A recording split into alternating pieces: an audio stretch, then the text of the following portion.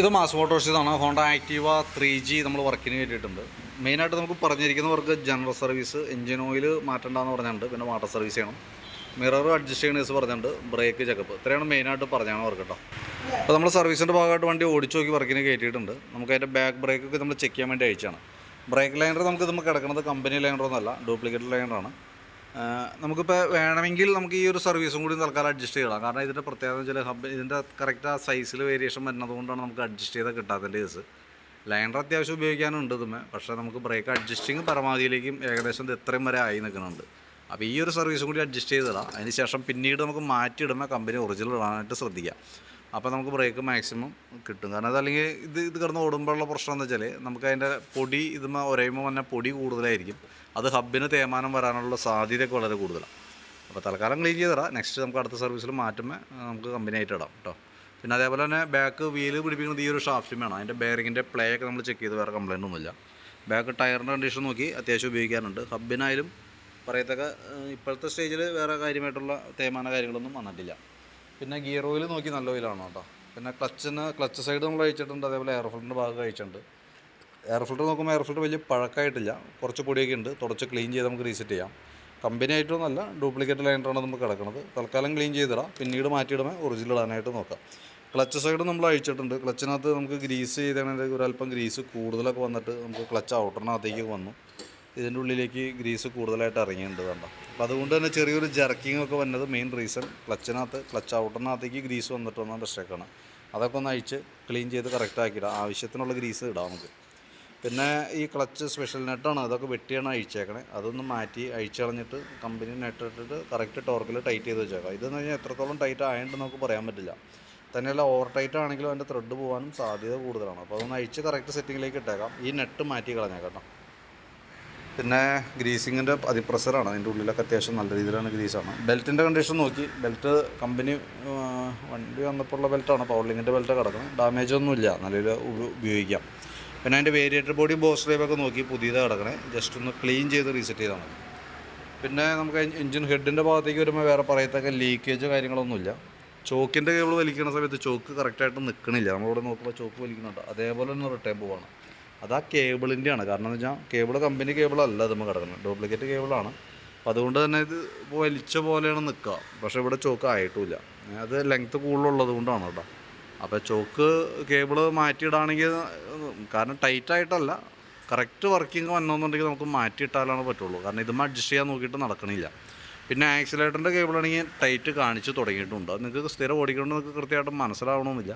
നിലവിലെ accelerator cable ടൈറ്റാണ്, അത്യാവശ്യം tight കാണിക്കുന്നുണ്ട് കേട്ടോ. അപ്പോൾ ഞാൻ എസ്റ്റിമേറ്റിൽ ഉൾപ്പെടുത്തിയേക്കാം. നോക്കിയിട്ട് ആവശ്യമാണെങ്കിൽ മാത്രം മാറ്റിയാൽ മതി. നിങ്ങൾക്ക് ഇതാണ് കംഫർട്ടെങ്കിൽ ഇത് ഉപയോഗിച്ചോ. പക്ഷേ കംപ്ലയിൻസ് ഉള്ളത് കൊണ്ടാണ് ഞാൻ എസ്റ്റിമേറ്റിൽ ഉൾപ്പെടുത്തുന്നത്. അപ്പോൾ വീഡിയോ കണ്ടതിന് ശേഷം നോക്കിയിട്ട് റിപ്ലൈ ഇട്ടാൽ മതി.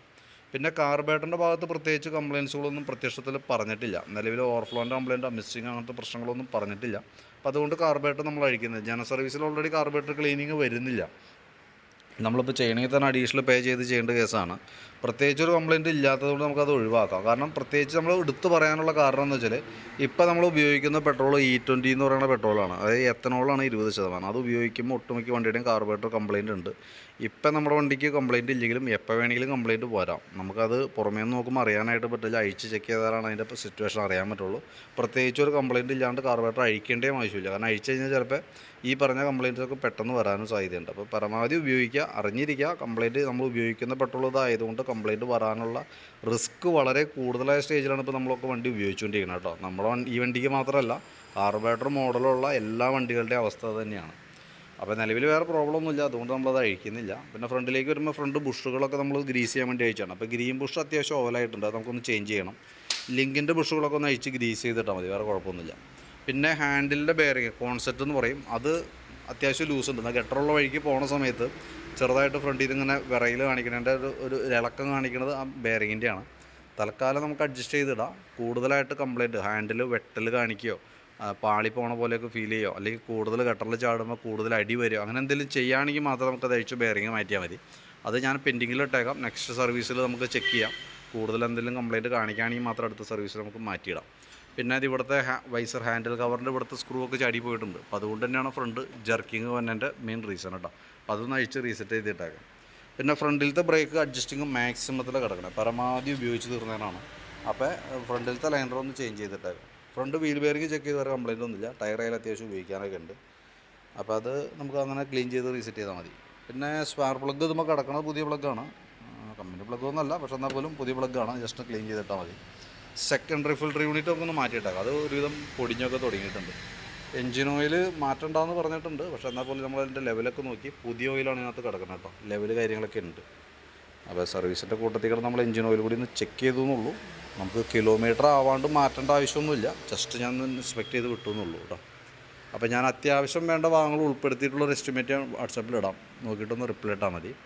ബാറ്ററി നമ്മളൊന്ന് ചെക്ക് ചെയ്തിട്ടുണ്ട്, ഞാൻ പറയാൻ വിട്ടുപോയ ദിവസമാണ്. ബാറ്ററി ടെസ്റ്റ് നടത്തിയിട്ടുണ്ട്. ബാറ്ററി നമുക്കിതുമ്പോൾ ഇരിക്കുന്നത് ടാറ്റയുടെ ബാറ്ററിയാണ്. ഞാൻ അതിൻ്റെ വോൾട്ടൊക്കെ നോക്കുമ്പോൾ 13 വോൾട്ട് വരെ കാണിക്കുന്നുണ്ട്. ലോഡ് ടെസ്റ്റ് ചെയ്യുന്ന സമയത്ത് 8.72. അപ്പോൾ നിലവിൽ ചെറിയൊരു ഫ്ലക്ച്വേഷൻ കാണിച്ചു തുടങ്ങിയിട്ടുണ്ട്, പക്ഷേ കംപ്ലയിൻ്റ് ഒന്നുമല്ല. ഓക്കെ, ബാറ്ററിയുടെ കേസ് ഓക്കെയാണ് ഇപ്പോഴത്തെ കണ്ടീഷനിൽ കേട്ടോ. അപ്പോൾ നോക്കിയിട്ട് ഞാൻ അതിൻ്റെ ഒരു എസ്റ്റിമേറ്റ് വാട്സാപ്പിൽ ഇടാം, വീഡിയോ കണ്ടതിന് ശേഷം നോക്കിയിട്ടൊന്ന് റിപ്ലൈ ഇടാം. അതിനകത്ത് ഞാൻ എസ്റ്റിമേറ്റിൽ ഉൾപ്പെടുത്തുന്ന ഐറ്റംസ് ജസ്റ്റ് ഒന്ന് പറഞ്ഞു പോകാം. ബാക്കിലത്തെ ബ്രേക്ക് ലൈനർ നമ്മളതിനകത്ത് കാണിക്കുന്നില്ല, കാരണം ഈ സർവീസും കൂടി ഉപയോഗിച്ചതിന് ശേഷം നെക്സ്റ്റ് അടുത്തേലും മാറ്റിയാൽ മതി. പിന്നെ നമുക്ക് ക്ലച്ചിലേക്ക് വരുമ്പോൾ പറയത്തൊക്കെ പ്രോബ്ലംസ് വെച്ചാൽ ക്ലച്ചൊക്കെ ഒന്ന് ക്ലീൻ ചെയ്ത് റീസെറ്റ് ചെയ്താൽ മതി.